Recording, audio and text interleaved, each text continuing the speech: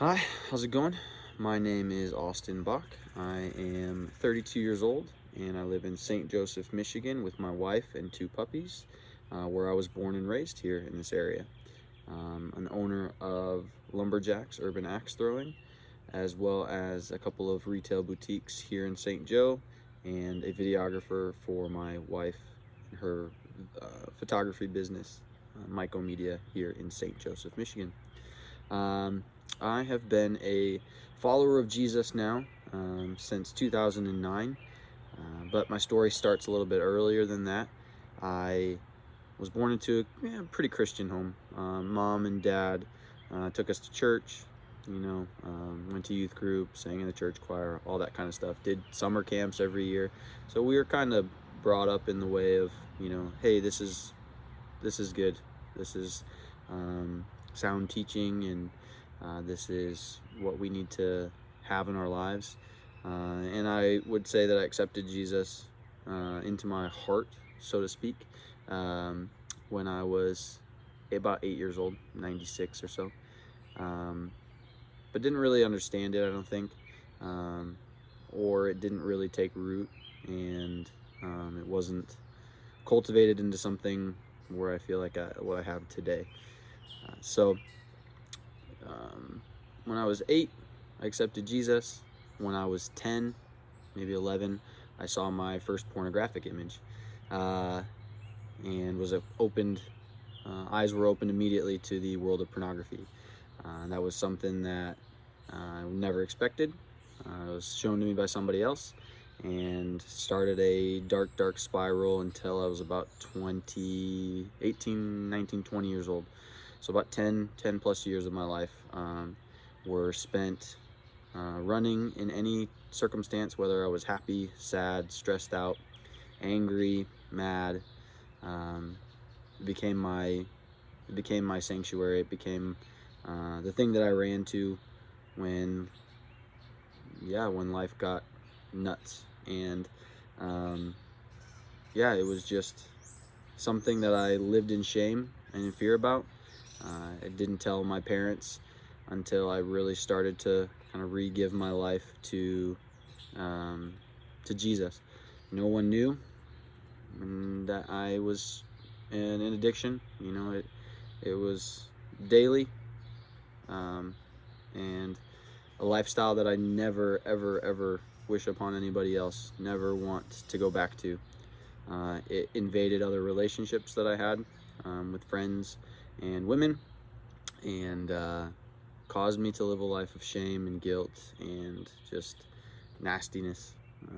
Just felt gross and icky, and um, so extremely uh, isolated and alone, and that no one understood me, those types of things. No one understood what I was dealing with. And it wasn't until really, it kind of, during all that time, I had an idea of who Jesus was, and, tried to do the right things and tried to be a respectable person, those types of things. Tried to live a good life, even though I was dealing with all this stuff, um, but could not and did not want to shake what I was dealing with. So it wasn't really until I got wrecked by um, an ex-girlfriend in high school that my life started to kind of spiral out of control, it felt like, and just sadness, and I wanted to get away from everything. So I went to college, played sports, and played on a Christian soccer team where the Lord really used what I loved in my life to start to speak to me, and used the gift of sport to make a way into my heart. Um, and so it was a couple of years process, of um, slowly getting out of that lifestyle and finding freedom. But it wasn't until really 2009 where I started understanding who God was, and what He had actually done for me and what was available to me. Um, and in 2009, I was baptized, um, just after a couple of years of just um, pursuing Him, doing things like Sexaholics Anonymous, and getting freedom from addiction by putting in some work, putting in some of my own blood, sweat, and tears, but also knowing that his death on the cross was for that. And since that time of being baptized in 2009, it has been drastically different in my life. The fight is still there. I went a couple of years without looking at another image, and the fight still continues. I'm not perfect by any means, but that doesn't mean that his grace is not available, and it doesn't give me permission to sin. It doesn't give me permission to go back into that lifestyle, because I don't want it, but it beckons. It's like an alcoholic. They can't be around alcohol. I have to know my triggers and things like that. I have to know what is difficult and what's going to present me with some really tough times. So just like that, but the Lord is good, and he is gracious, and he is kind, and he is loving, and he has given me more than I could ever ask or imagine. He has saved me from a life of misery. When I was in the Alcoholics Anonymous group for sex addicts, basically, it was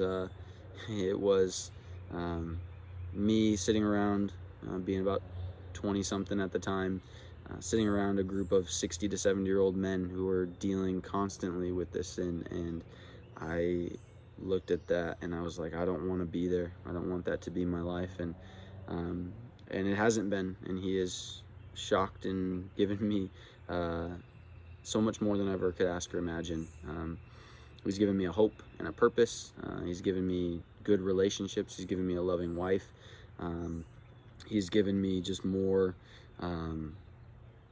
grace and love and tenderness and kindness than I could have ever had asked or even imagined. And so I owe everything to him. I owe everything to what he's given me, and to his son, and to Jesus. And not only that, but there is a relationship aspect of what I didn't know existed when I was younger, right? That he is readily available to talk to. He's readily available to listen to you, and when you talk, that he listens, and that he wants to commune with you, that he wants to have relationship with you. And then the relationship with him is the most rewarding thing that is in existence.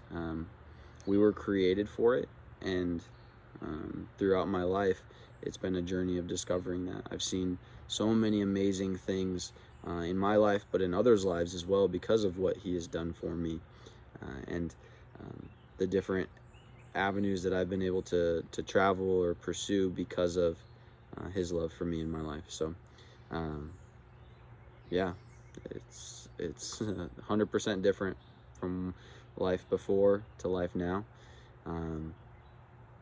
and I wouldn't change anything. I wouldn't do anything different, because I understand exactly what he's done for me. Thanks for listening. Hope this encourages you, hope this blesses you, and that you experience the same freedom that I did in Jesus. Amen.